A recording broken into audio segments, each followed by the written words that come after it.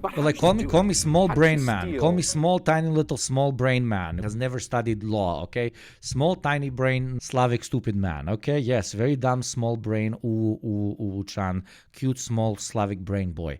But if you get 10 years in prison for stealing $5,000, you should, get like 100 billion years in prison if you steal 6% of the GDP. Okay, we learned a bit about the socialist grind. Now, let's talk about the true socialist grind. Something I didn't touch at all, and that is Vietnam offing a fucking billionaire. There are some crimes Vietnam takes so seriously that if you're found guilty of them, you might die. Murder, rape, drug trafficking. Vietnam has some of the toughest drug laws in the world. But fraud and embezzlement, some white-collar crimes, are also punishable by death. And this woman, this billionaire... Only you, Americans and British people, have such a thing as white-collar crime. The need for you to define something as a different type of crime only because it's done by the wealthier members of society is deeply troubling and deeply confusing. You are a sick society, and that sickness can be purified with the vaccine, also known as the guillotine. Has just been sentenced to die. Vietnamese billionaire Trong My Lan has been sentenced to death for fraud. 67-year-old Trong My Lan was found guilty of embezzlement, bribing state officials, and violating bank lending regulations. It's been described as Comrade Internet says, if you do enough fraud to equal 3% of the GDP, you should expect to have a bad time. as one of the greatest bank frauds in history. Her crime. Like, isn't that insane? Like, this is a conversation talked into insanity, but you break into a guy's house and you steal like the $5,000 he has saved there. Obviously a bad thing that you're doing, but you are immediately sent to prison for fucking 15 years and you're called a disgusting piece of shit. You set up a banking system that robs people of hundreds of billions and causes, for example, something like the 2008 crash, and you get bailed out. Not only you don't go to prison, but like your bank gets bailed out. I don't know, maybe I'm just a communist, but that don't sound right to me, brother. From one of the country's largest banks, hundreds of trillions of dong. That's the local currency, worth close to $17 billion Canadian. That's big. Like, forget Theranos, forget FTX and Sam Bankman-Fried. This is bigger. The amount of financial damage she's alleged to have caused is equal to about 6% of the entire country's GDP. 6%, not 3 chat. Holy fucking shit, you're modest. Double. And what I didn't realize about this story at first is that her conviction is actually part of a much bigger story about how one of the fastest growing economies in Asia, some experts call Vietnam the next China, how it's grappling with a mountain of white-collar crime that could threaten everything. The crimes of Trong My Lan have been called one of the greatest bank frauds the world has ever seen. She was just found guilty of embezzlement, bribery, violating all kinds of banking rules. But like, call me small brain man. Call me small, tiny, little small brain man. Has never studied law, okay? Small, tiny brain, Slavic, stupid man, okay? Yes, very dumb, small brain, chan, cute, small, Slavic brain boy. But if you get 10 years in prison for stealing $5,000, you should, get like 100 billion, if I get my math right, years in prison if you steal 6% of the GDP. Billions of dollars. Well, it starts with a bank Lan actually helped to create. I'm kind of like, against the death penalty on principle, but when you do something like this, Jesus fuck. 3 banks strapped for cash merged into one with her oversight to create the Saigon Commercial Bank. Now, she didn't own the bank. There's actually a Vietnamese law that prohibits any individual from owning more than 5% of a bank's shares. So, according to prosecutors, she very much faked her way into near complete ownership. Hundreds of shell companies and people acting as proxies on her behalf, altogether buying more than just a controlling... Man, this is such an old school fucking grift, dude. Oh lord, oh lord. That's like the classic, you make 10 LLCs so you don't pay the taxes that would come in if you make over a certain threshold when the tax level increases. Or, finding some guy in poverty to open a firm on his name and then put money into his account and then cash it out at the end of the year and give him like $1,000 for the service. This is fucking, this is old school. Interest in the bank. By the end, Trong My Lan owned more than 90%. of Saigon Commercial Bank. And when you control 90% of a bank, you control its money. The accusation was that Lan appointed her own people as managers, who then went on to approve the equivalent of about $60 billion Canadian in loans to all these shell companies that she had set up.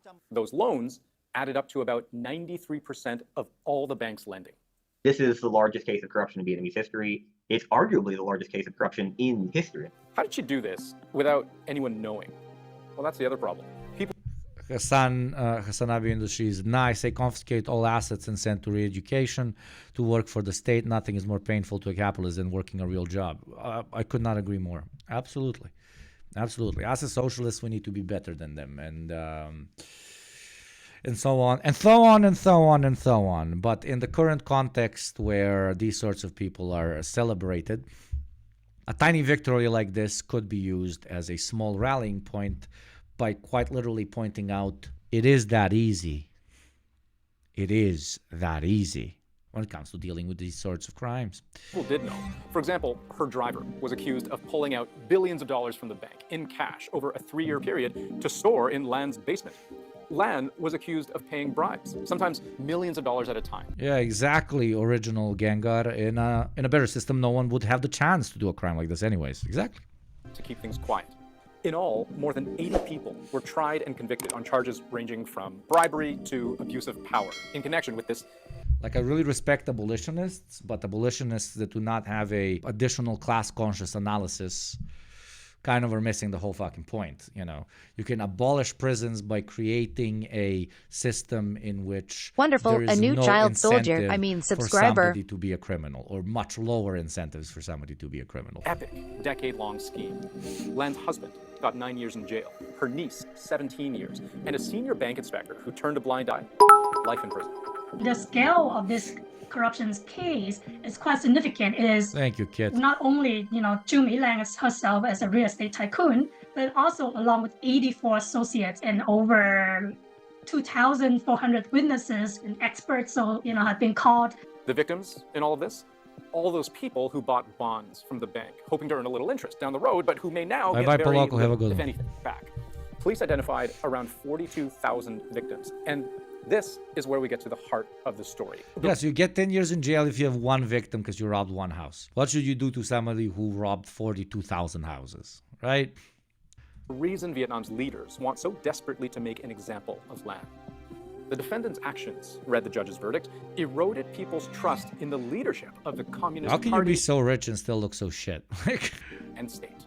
The Communist Party leadership has built its legitimacy upon economic performance or performance more. Like this lady, Elon Musk, I'm not targeting her specifically because she's a woman. Like, why are they so rich and look like fucking, what did you call those fucking animals? Moles. They look like moles. Both her and Elon Musk, like moles, like they fucking I dig to the ground to find the roots to eat. Broadly, right? mean, And the Demon's gonna fact be that looking like corruption Demon, has been right? so rampant, More so locks. widespread, directly challenges its claim to this performance-based legitimacy. Historically, corruption has been a real problem in Vietnam. One survey by the UN asked thousands of Vietnamese citizens about how corruption affects their day-to-day. 40% of farmers interviewed said they had to bribe someone for a land use certificate. 40%. A third of people said a bribe was necessary for medical care, and 40% of people said bribes were necessary at school. It is a widely accepted feature, not a bug, of many systems, including the Vietnamese system. That stuff is accepted societally, not just in Vietnam, but in many parts of the world. But there is a clear difference between that and the egregious mass graft that we see in the high-profile cases under this Blazing Furnace campaign. We've seen a slew of headlines recently about bribery and abuse of power during the height of the pandemic, when a flood of Vietnamese citizens abroad who were suddenly stranded raced to get home to Vietnam across a border that was all but locked down. There was good money to be paid for the privilege of catching a flight home. 25 officials were found to have accepted bribes, totaling about $10 million Canadian. And it wasn't just low-level civil servants getting swept up in that scandal over repatriation flights, who was allowed to operate them, who was allowed to board them. The deputy foreign minister was involved too, and sentenced to 16 years in jail. For almost 10 years now, the current leader of Vietnam, Communist Party Secretary General Nguyen Phu Trong, he's made rooting out corruption a matter of political survival. If you look at Vietnam's current political climate, What we see instead, Dude, like if an American politician is doing this, they will just say his promises during election time were to uproot corruption. Currently, Macron is fighting corruption in the state, showing his electorate and his citizens that he will da. But when it's the Easterners doing it, right? It is a matter of political survival. The authoritarian communists intend to continue staying in power by doing populist things like killing billionaires. You know, just the twist in rhetoric is always fascinating. if you look at Vietnam's current political climate, what we see instead is a period of high degree of political fluctuation, a high degree of political factionalism. That, in fact, can really cause the question how stable politically Vietnam is. Much of Truong's reputation is built around this campaign called Blazing Furnace, cracking down on corruption. To date, 2 presidents and 2 deputy prime ministers have been forced to resign. Hundreds of officials either disciplined or jailed. Vietnam's second president in just over a year has quit. Vo Van Thong, the youngest president in the country's history, took charge last March after the sudden dismissal of his predecessor over corruption charges. According to one research group, over the past decade, nearly 200,000 party members, including 36 Central Committee members and 50 military and police generals, have been disciplined. Truong might... Yeah. And if this was happening in the West, oh my God, so many congressmen were arrested. So many members of the Democratic Party or the Republican Party have been kicked out because of their illegal actions and corruption scandals. That would be bravo. They are fighting the bad apples. They are kicking them out. They are purifying their system, etc., right? That is exactly the type of rhetoric we would be hearing. But here it is like, oh, they're purifying themselves. They're cutting corners. They're this and that. Like, it's just the eternal Orientalization, dude. Thailand, sentenced to die for looting billions from a big bank. She is just the latest casualty in a much broader war. And at a very peculiar... Casualty. This fucking cunt just called her a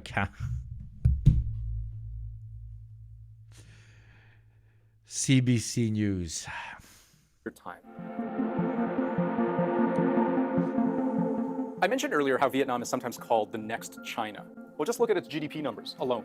In Scary! Next China, scary. Very scary. Very scary. Very China, yes. 2019, $334 billion. That was an increase of 8% over the previous year, 2018. In 2020, up 4% from the previous year. 2021, up 6%. 2022, up 12%. And most recently, 2023, up 5%. Vietnam has also attracted big foreign investment. Apple and its suppliers, for example, have looked for alternatives to manufacturing in China. So companies like Foxconn, which makes iPhones and iPads, are building factories and hiring tens of thousands of people at a time in Vietnam. They benefit in a lot of ways. They benefit from cheaper labor in some of these countries that they're moving to. They benefit from being insulated from some of the geopolitical tensions that come with operating in China and continuing to expand in China. Okay. But with more wealth flowing, the more money you need to keep things moving. This is Vietnam's predicament. How to Speaking of a predicament in 50 seconds, an ad will play. Down on corruption, on a society that has had corrupt practices rooted in for so long without grinding everything to a halt. The anti-corruption campaign has been so widespread, and perhaps that's because corruption was so widespread, but it's been so widespread that it has now provoked an atmosphere of fear, not just among Vietnamese business people and foreign investors, but also among Vietnamese bureaucrats. Everybody seems afraid to make decisions lest they be caught up for bad behavior. Everybody's afraid to make decisions. Everybody's afraid to do insane, illegal things, as they should be. Party members of government, are afraid of doing illegal things. But this is bad because it is happening in foreign country.